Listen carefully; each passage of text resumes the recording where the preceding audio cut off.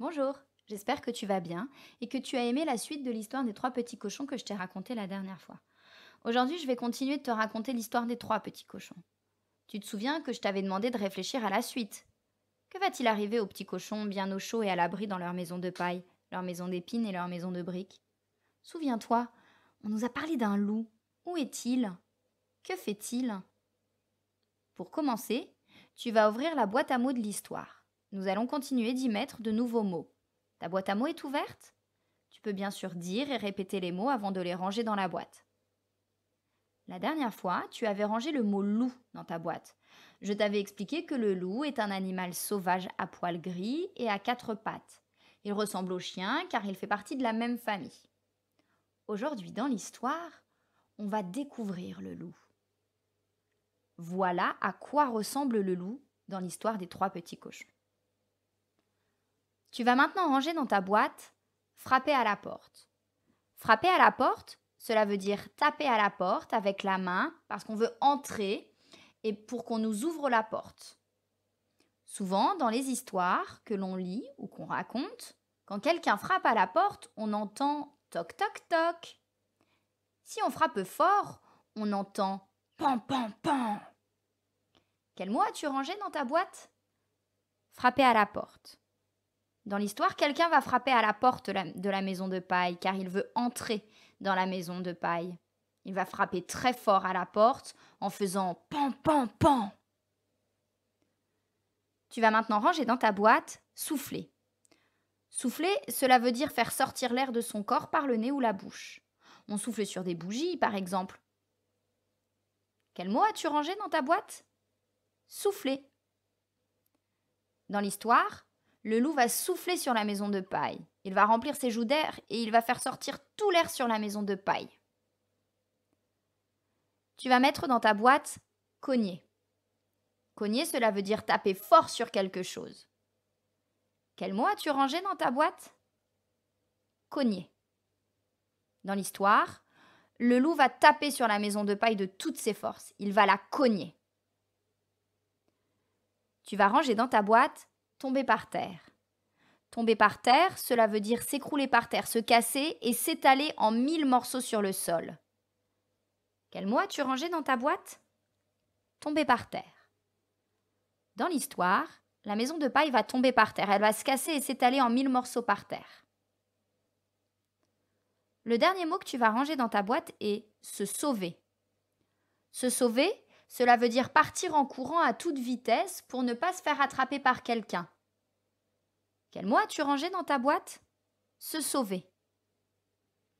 Dans l'histoire, un petit cochon va se sauver pour ne pas se faire attraper par le loup. On va redire ensemble une dernière fois tous les mots de l'histoire que tu as mis dans ta boîte à mots aujourd'hui.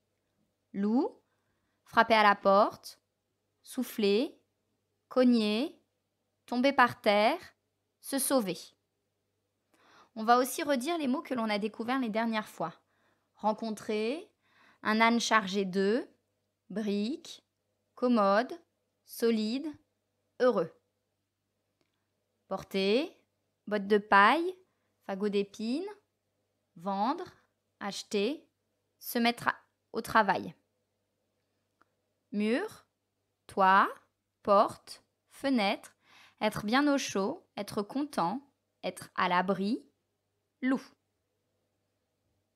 Cochon, s'ennuyer, ferme, maison, construire, faire à son idée, se mettre d'accord, chacun de leur côté. Maintenant que tu as rangé dans la boîte à mots tous les mots de l'histoire, ferme ta boîte. Prenons tout d'abord le temps de nous souvenir et de raconter le début de l'histoire. Souviens-toi, nous avons découvert les trois petits cochons à la ferme et nous avons vu qu'ils en avaient assez d'être à la ferme car ils s'ennuyaient beaucoup. Un des petits cochons, le plus jeune, a alors une très bonne idée. Partir de la ferme pour se construire une belle maison. Mais chaque petit cochon veut faire sa maison à son idée. Alors ils se disputent, s'énervent et crient. Ils décident donc de partir chacun d'un côté et de construire chacun une belle maison. Ils verront ensuite qui a construit la plus belle des maisons. Le premier petit cochon croise un homme sur son chemin qui porte une botte de paille. Il achète la botte de paille et avec, il construit une maison. Une maison toute en paille. Il est très content de sa maison toute en paille. Le deuxième petit cochon croise une femme sur son chemin qui porte un fagot d'épines. Il achète le fagot d'épines et avec, il construit une maison toute en épines. Le deuxième petit cochon est très content de sa maison toute en épines. Il pense qu'elle est très solide et que le loup ne pourra pas toucher à sa maison en épines. Le troisième petit cochon croise un homme et un âne qui portent des briques. Il achète les briques et avec les briques, il construit une maison toute en briques. Le troisième petit cochon est lui aussi très content de sa maison toute en briques. Maintenant que nous nous sommes rappelés de tout ce qui se passait au début de l'histoire, ouvre bien en grand tes oreilles et tes yeux, je vais te raconter la suite de l'histoire des trois petits cochons. Tu dois essayer de faire le film de l'histoire dans ta tête. Un nouveau personnage va arriver dans l'histoire aujourd'hui. As-tu une idée de qui cela peut-il être ? Retournons chez le premier petit cochon. Celui qui a construit une maison toute en paille. En regardant par la fenêtre de sa maison toute en paille, le petit cochon voit s'approcher le loup. Et oui, le loup était dans la forêt et a vu le petit cochon construire sa maison toute en paille. Le méchant loup a faim, très faim, très très faim. Il vient voir s'il ne peut pas manger ce petit cochon. Le loup s'approche donc de la maison et tape avec sa patte à la porte toute en paille de la maison. Il tape si fort que le petit cochon à l'intérieur de sa maison entend « pan, pan, pan ». Cela le fait sursauter. Il a peur, très très peur. Il tremble et claque des dents. Et voilà ce que lui dit le loup avec sa grosse voix. « Petit cochon, ouvre ta maison de paille. » Le petit cochon a très peur. Mais voilà ce qu'il répond au loup. « Oh non, je n'ouvrirai pas la porte de ma maison. Je ne veux pas que tu entres dans ma maison de paille. » Le loup est en colère. Il crie. « Tu ne veux pas m'ouvrir ? Oh, ce n'est pas grave, je vais taper du pied. Je vais souffler fort et cogner sur ta maison de paille. Je taperai du pied si fort, je soufflerai si fort et je cognerai si fort que ta maison de paille se cassera en 1000 morceaux par terre. Et alors je te mangerai. Oh, oh, oh, oh. » Le petit cochon lui dit « Tape si tu veux, souffle si tu veux, cogne si tu veux, je n'ouvrirai pas la porte de ma maison. Je ne te laisserai pas entrer dans ma maison, je ne veux pas que tu me manges. » Alors, le loup fit ce qu'il avait dit.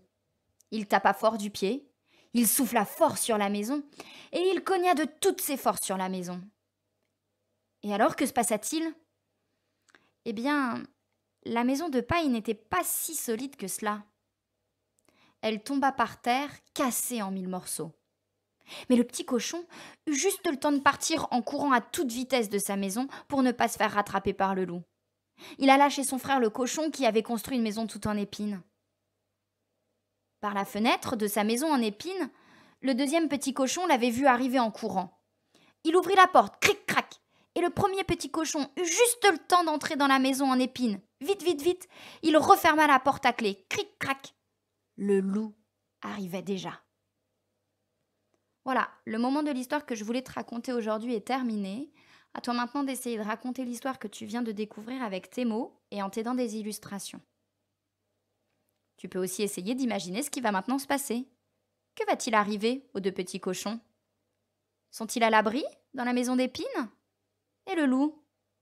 Que va-t-il faire ?